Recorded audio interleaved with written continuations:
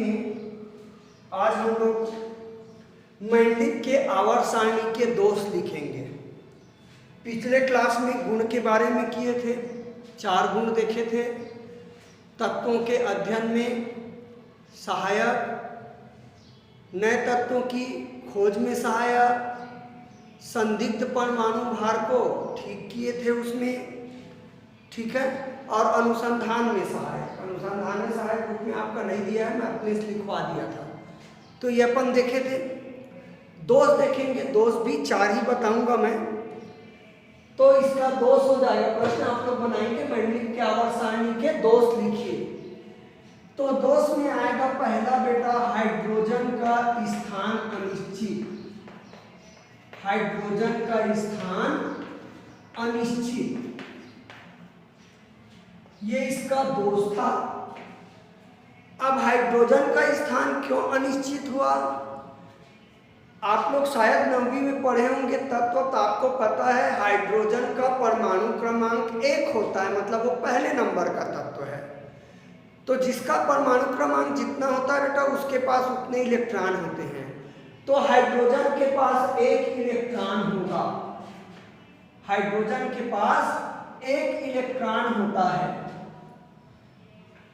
अब आप लोग 11वीं जाएंगे, पढ़ेंगे इलेक्ट्रॉनिक विन्यास।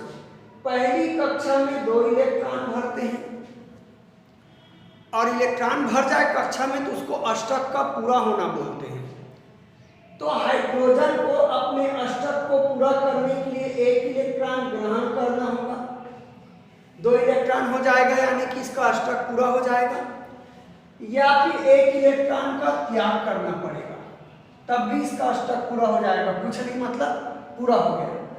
तो हाइड्रोजन 1 इलेक्ट्रॉन त्याग करेगा तो H+ आयन बनाएगा, क्योंकि इलेक्ट्रॉन पे ऋणावेश होता है, बाहर निकल जाएगा।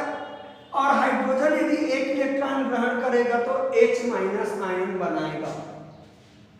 तो हाइड्रोजन H+ आयन बनाता है, तो इसको समूह 1 में रखा जा सकता है। ए भी बांट दिया 2 हिस्से में, समूह 1 में रखा जा सकता है।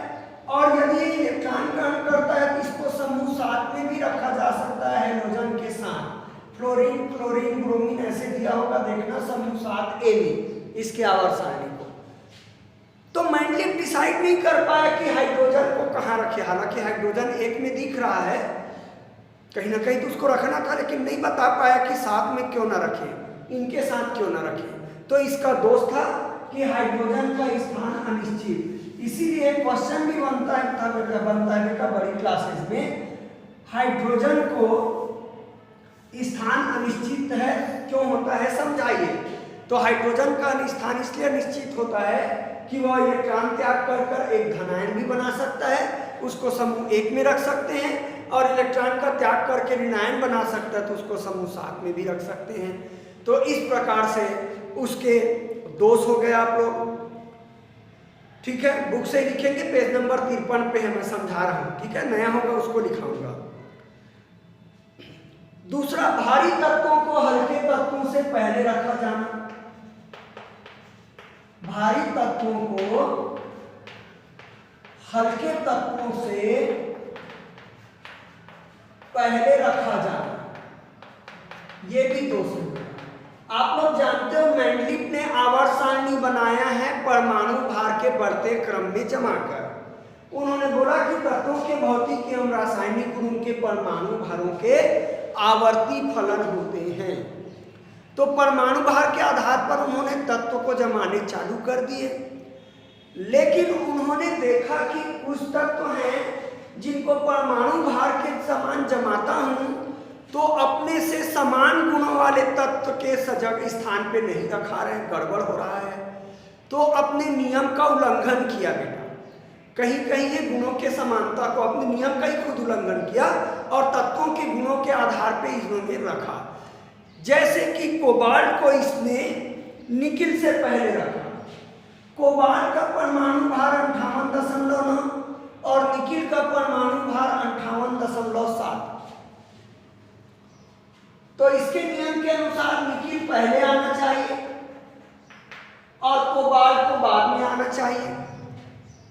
तो उन्होंने आपके गुणों के आधार पर कोबाल्ट को पहले रखा और निकिल को बाद में रखा, अपने नियम का उल्लंघन कर दिया, जबकि कोबाल्ट का परमाणु भार क्या है, ज़्यादा है। परमाणु भार बेटा शायद डिफिनेशन ना आया हो, जो परमाणु का भार होगा, वजन होगा, उसको परमाणु भार कहेंगे, ठीक है ना। और परमाणु क्रमांक का मतलब जितने नंबर का परमाणु है उसके नाभिक में जितने प्रोटॉन हैं। तो कई जगह ये साइंस है, आधा अधूरा है, सब चीज़ की डिफिनेशन लेंगे तो अधिकांश परिभाषा आपको बड़े क्लासेस में आएंगे, यहाँ हल्के हल्के आप लोगों का बता दिया गया है, ठीक है।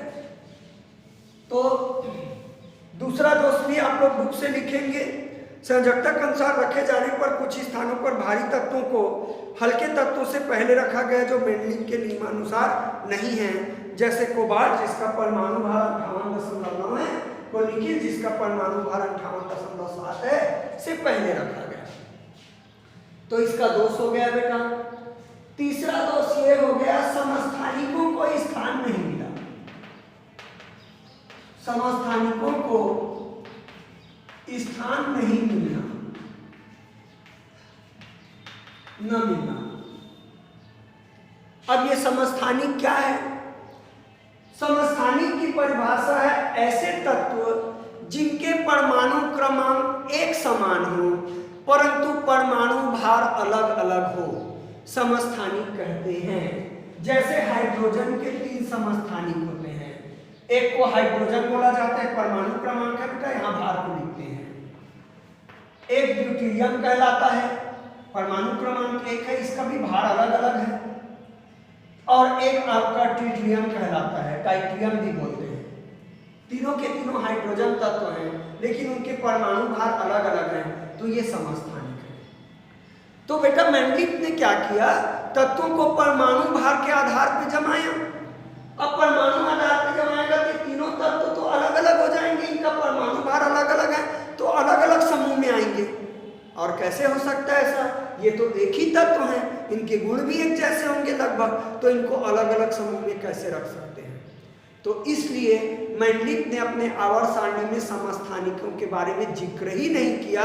उनके आवर्त सारणी में समस्थानिकों को कोई स्थान नहीं मिला, क्योंकि वो नियम बनाया था यदि तत्वों को परमाणु भार में जमाएं तो उनके भौतिक एवं रासायनिक गुण परमाणु भारों के आवर्ती फलन होते हैं। अब ये तो गड़बड़ हो रहा है, उसके अनुसार परमाणु भार में जमाएंगे तो अलग अलग समूह में जा रहा है, ठीक है ना। और जबकि ये एक ही तत्व है, मतलब इनके गुण क्या हैं, एक जैसे हैं। तो मेंडलिव को ने समस्थानिकों को एक स्थान नहीं दे पाया, समस्थानिकों को उसके आवर्त सारणी में कोई स्थान नहीं मिला, ठीक है। तो लिखा है किसी तत्व के समस्थानिकों के रासायनिक गुणधर्म समान किंतु परमाणु भार अलग अलग होते हैं, अतः उन्हें आवर्त सारणी में अलग करना चाहिए। परंतु मेंडलिव ने आवर्त सारणी में समस्थानिकों को कोई स्थान नहीं दिया। आप लोग इसको भी बुक के आधार पे लिखेंगे, 3 पॉइंट मैंने समझा दिए दोस्त। चौथा दोष मैं अपने से बता रहा हूं बेटा, उसको आप लोग नोट कर लेंगे, बुक से नोट नहीं लिखेंगे। चौथा दोष मैं अपने से आप लोगों को बता रहा हूं। तो चौथा दोष है असमान गुणों वाले तत्वों को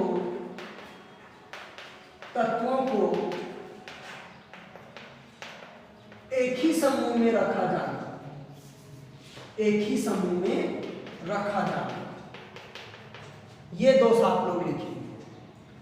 आप लोग बेटा मेंडलिव के आवर्त सारणी जब देखेंगे, आपका पेज नंबर 51 पे है, तो आवर्त सारणी को ध्यान से देखेंगे बेटा, ये आवर्त सारणी है तो कुछ सभी समूह को ए बी उपवर्गों में बांट दिया है। तो ए में जो लाइन में वो तत्व तो गुणों समानता रखते हैं, परंतु जो बी में है उन गुणों में समानता नहीं रखते। तो भाई जब इसको एक ही समूह में रखे हो तो गुण समान होने चाहिए। तो मेंडलिव ने अपने समूह को 2 उपवर्गों ए और बी में बांट दिया गया। तो ए और बी के तत्व गुणों में समानता नहीं रखते हैं, जबकि वो एक ही समूह में स्थित हैं। तो ये मेंडलिव के आवर्त सारणी का दोष मैं लिख देता हूं। मेंडलिव ने अपने आवर्त सारणी में समूह को 2 उपवर्गों ए और बी में बांटा है।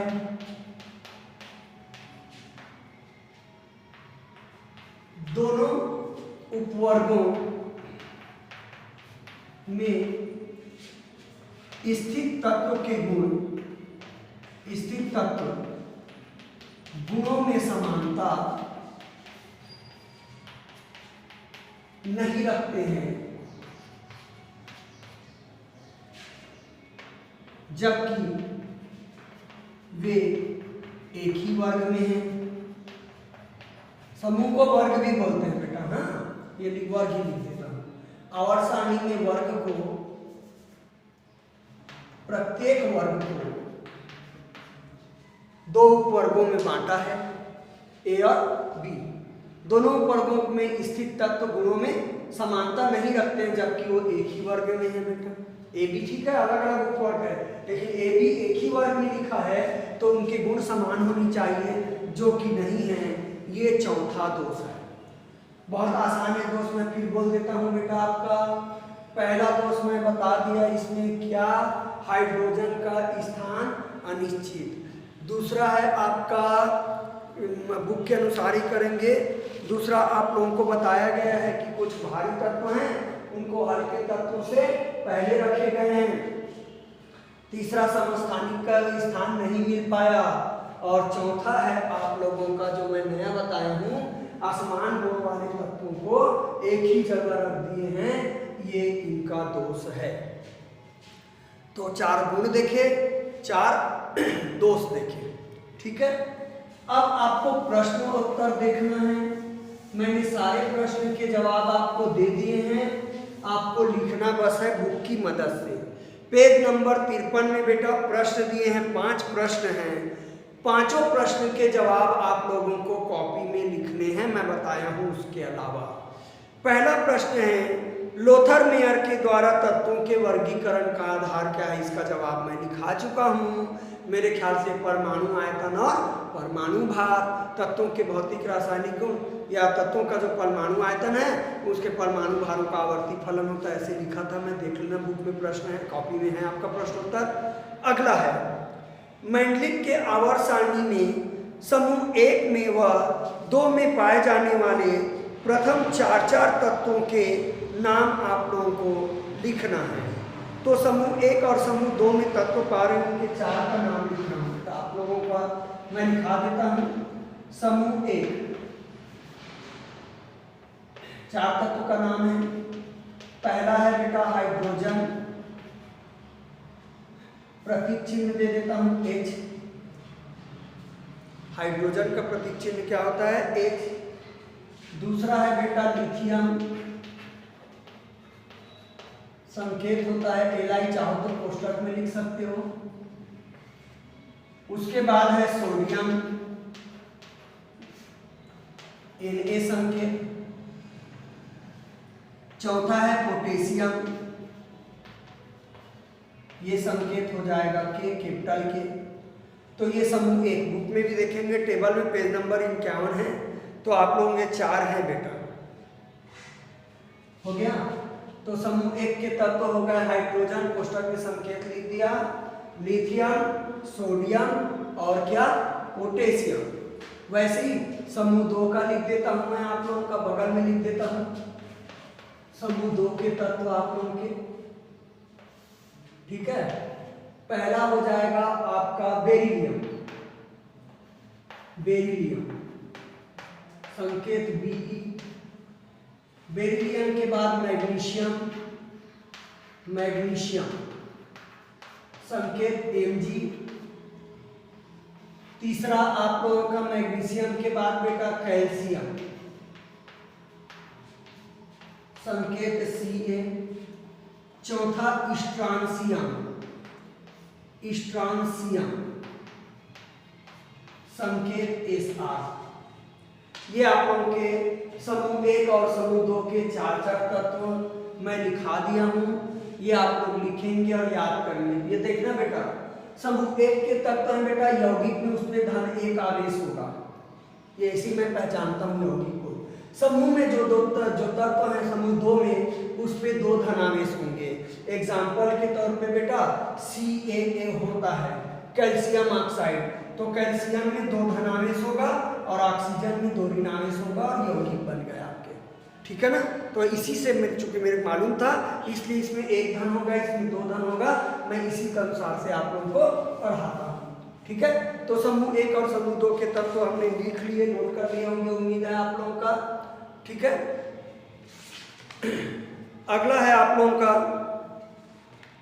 तीसरा प्रश्न। मेंडलीव के आवर्त सारणी में कुछ स्थान छोड़े गए थे, उनमें रखे तत्वों के नाम लिखिएगा। मैं लिखाया हूं बेटा मेंडलीव के आवर्त सारणी के गुण में क्या कि नए तत्व की खोज में सहायक। तो उसमें लिखे हो कि मेंडलीव ने अपने आवर्त सारणी में कुछ स्थान रिक्त छोड़े थे और उन्होंने नए तत्व के खोज होने की भविष्यवाणी की थी।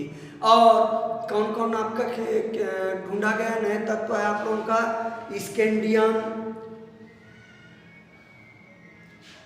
और कौन कौन? गैलियम और जर्मेनियम की खोज की गई थी, जिसको आपको नाम दे दिया था एका लगा के, उसने एका बोरान, एका एल्युमिनियम। ठीक है आप लोगों का, ये आप लोगों का नाम एल्का सिलिकॉन करके नाम दे दिया गया था तीनों को। तो आप लोग जो कॉपी में है वहीं से लिख लेंगे, मैं रिपीट बोल रहा हूँ आप लोगों के। स्कैंडियम, गैलियम, जर्मेनियम आदि तत्वों की खोज इन्होंने इनके खाली स्थान छोड़े हैं उसके आधार पे हुई है, जिनको इसने पहले से नाम दे दिया था एका बोरान, एका एल्युमिनियम, एका सिलिकॉन, एका लगा के। ठीक है, तो जवाब खुद ही लिखेंगे। चौथा, उन 2 तत्वों के नाम लिखिए जिनके संदिग्ध परमाणु भार मेंडलीव ने ठीक किए। तो ये भी गुण में होगा आप लोगों का। ठीक है, तो आप लोगों का 3 तत्व जो आप लोगों का परमाणु भार ठीक किया हो मैं बताया होगा। संदिग्ध परमाणु भार को ठीक करना करके गुण में है। बेरिलियम का ठीक किया, इंडियम का ठीक किया, यूरेनियम का ठीक किया। ये तीनों जिन तत्वों का नाम बस आपको लिखना है जिनके परमाणु भार को इसने ठीक किया। Beryllium, indium, uranium. और नए तत्व का खोज हुआ आपका कौन कौन? स्कैंडियम, गैलियम और जर्मेनियम। और परमाणु भार ठीक किया इन्होंने बेरिलियम, इंडियम और यूरेनियम का। तो गुण वाले में है आपका मेंडलीव के आवर्त सारणी के गुण में इसका जवाब दी।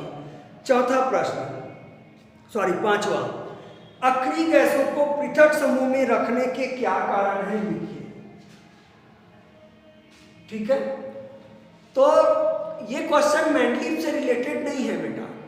जब मेंडलीव ने आवर्त सारणी बनाया था तो उसके समय अक्रिय गैसों की खोज नहीं हुई थी, क्योंकि आसानी से क्रिया नहीं करते हैं बेटा, नाम ही है अक्रिय, बहुत मुश्किल से क्रिया करते हैं। यौगिक भी बहुत कम संख्या में बनाते हैं किसी अन्य तत्व से क्रिया करके। तो मेंडलीव ने जब आवर्त सारणी बनाया था तो उस समय अक्रिय गैसों की खोज नहीं हुई थी। बाद में जब वैज्ञानिकों ने अक्रिय गैस की खोज की है, कौन कौन है अक्रिय gas? Helium, neon, argon, krypton, xenon, radon, ये अक्रिय गैस है। अष्टक के नियम में भी मैं बताया था, अष्टक के हाइड्रोजन के बाद लिथियम आ रहा है बेटा, तो बीच में एक तत्व अभी जिक्र नहीं है क्योंकि न्यूलैंड का अष्टक नियम मेंडलीव के आवर्त सारणी से पहले का है, तो वहां भी उसका जिक्र नहीं है अष्टक नियम में। लेकिन यहाँ पे आप लोगों का जब बाद में अक्रिय गैसों की खोज हुई तो उसको मेंडलीव के आवर्त सारणी में खाली जगह नहीं था उसके लिए। तो वैज्ञानिकों ने क्या किया, आखिरी में एक 9वां समूह बनाया। 8 समूह है मेंडलीव के आवर्त सारणी में, ऐसे 8 समूह है वर्ग। एक 9वां समूह बनाया जिसको शून्य समूह नाम दिया और जो निष्क्रिय गैसों हैं उनको लास्ट में जोड़ा गया। तो इसी को पूछा है कि प्रश्न है अक्रिय गैसों को एक पृथक समूह में रखने के क्या कारण है लिखिए। तो मेंडलीव पहले भी बोल रहा हूं, मेंडलीव जब आवर्त सारणी बनाया उस समय अक्रिय गैसों की खोज नहीं हुई थी। जब बाद में अक्रिय गैसों की खोज हुई तो आवर्त सारणी में एक 9वां समूह बनाया गया, लास्ट में अंतिम में 9वां समूह जोड़ा गया, इसे शून्य समूह नाम दिया गया और यहाँ आप लोगों को रखा गया किसको? अक्रिय गैस को। इसलिए पृथक से जोड़ने की जरूरत पड़ी है। ठीक है, बुक से लिखना चाहेंगे बेटा 52 पेज पे है, सबसे नीचे में अक्रिय गैसों का स्थान करके लिखा हुआ है। 52 पेज में वो बताया है कि मेंडलीव के समय अक्रिय गैस की खोज नहीं हुई थी। तो आज इतना ही करेंगे बेटा, कल अपन आधुनिक आवर्त सारणी की चर्चा करेंगे। ठीक है।